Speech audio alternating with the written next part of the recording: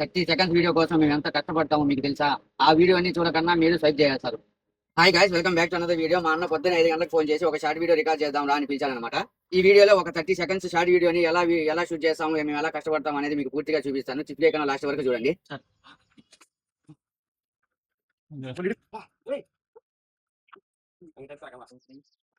తండ్రి కోసం కొట్టుకునే కొడుకులు మిమ్మల్ని చూస్తారా?